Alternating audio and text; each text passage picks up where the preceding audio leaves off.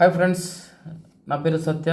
ఈరోజు కూడా ఒక టాపిక్తోనైతే మీ దగ్గరకు వచ్చాను. ఈరోజు యాక్చువల్గా అది ఏంటంటే,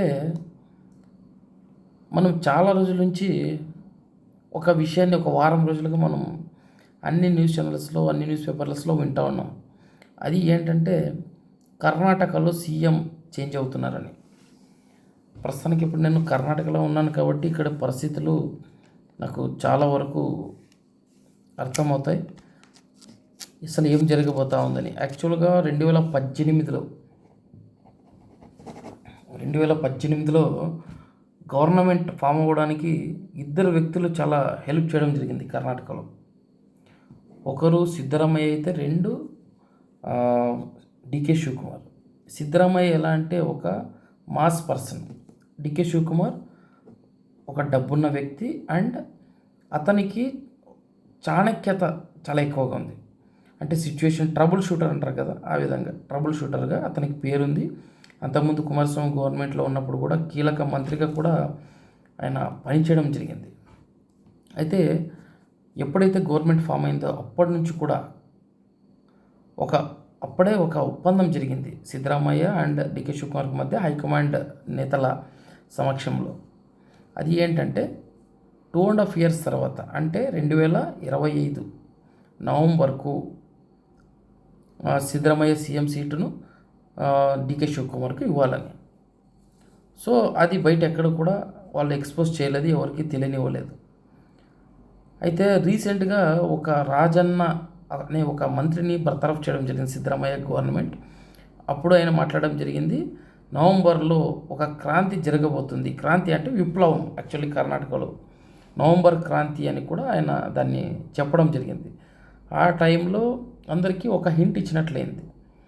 సో ఆ డైలాగ్ ఏదైతే, ఆ సెంటెన్స్కు అనుగుణంగా ప్రస్తుతం కర్ణాటకలో జరుగుతున్న పరిణామాలను గమనిస్తే ఆ డైలాగ్ అతనికి ముందే తెలుసు. అంటే 2018లో గవర్నమెంట్ ఫామ్ అయ్యేటప్పుడే ఈ విధంగా ఒక అగ్రిమెంట్ అయితే చేసుకోవడం జరిగింది అన్నట్లుగా మనకు ఆయన మాటల ద్వారా అర్థమవుతుంది. సో ఇప్పుడు డికే శివకుమార్ నాకు కావాల్సిందని పట్టుబడుతున్నాడు.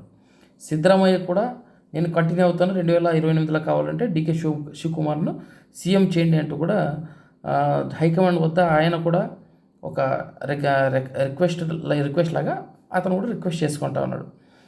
అయితే 2028లో సీఎం గవర్నమెంట్ వస్తుందో లేదో చెప్పలేదు కాబట్టి డికే శివకుమార్ నాకు ఇప్పుడే కావాలి, నేను కష్టపడ్డాను, గవర్నమెంట్ రావడానికి నేను సాయశక్తులా కృషి చేయడం జరిగింది, ఎన్నో కష్టాలను ఎదుర్కోవడం జరిగింది. ఈడీ కేసుల్లో బీజేపీ గవర్నమెంట్ నన్ను తిహార్ జైల్లో పెట్టింది, అయినా కూడా నేను నిలదొక్కుని పార్టీ కోసం పనిచేయడం జరిగింది. సో మీరు ఇచ్చిన మాట నిలబెట్టుకోండి అంటూ కూడా హైకమాండ్ను ఒక విధంగా బెదిరించే రీతిలో కూడా, వార్నింగ్ ఇచ్చే రీతిలో కూడా ఆయన మాట్లాడడం జరిగింది. ఆయన ఒక ట్విట్టర్లో ఒక ట్వీట్ వేయడం జరిగింది. దాని ఉద్దేశం ఏంటంటే, ఇచ్చిన మాట నిలుపుకోవడం కంటే బలమైనది ఈ ప్రపంచంలో ఏదీ లేదు అన్నట్లుగా ఆయన ట్వీట్ కూడా వేయడం జరిగింది. ఇది యాక్చువల్గా హైకమాండ్ని ఉద్దేశించే ఆయన ఈ మాటలు చెప్పాడు ట్విట్టర్లో అన్నట్లుగా కూడా అందరూ కూడా అనుకుంటున్నారు ఇక్కడ కర్ణాటకలో. సో ఏదైతేనేమి ఈ గొడవను అంటే క్లియర్ చేయడానికి సిద్ధరామయ్య డికే శివకుమార్ని శివకుమార్ మా ఇంట్లో టిఫిన్ చేసుకుంటూ మాట్లాడదాం అన్నట్లుగా కూడా ఆయన పిలవడం జరిగింది. సో డికే శివకుమార్ కూడా వెళ్ళడం జరిగింది. అప్పట్లోగానే హైకమాండ్ నుంచి సిద్ధరామయ్యకు ఒక ఆదేశం కూడా వచ్చినట్లుగా తెలుస్తూ ఉంది. ఏమంటే, నువ్వు పదవి నుంచి దిగిపోయి డికే శివకుమార్కు హస్తాంతరం చేయాలి, లేదంటే గవర్నమెంట్ కష్టాల్లో పడే అవకాశం ఉంది. డికే శివకుమార్ రెబల్ అయితే గవర్నమెంట్ ఖచ్చితంగా పడిపోతుంది.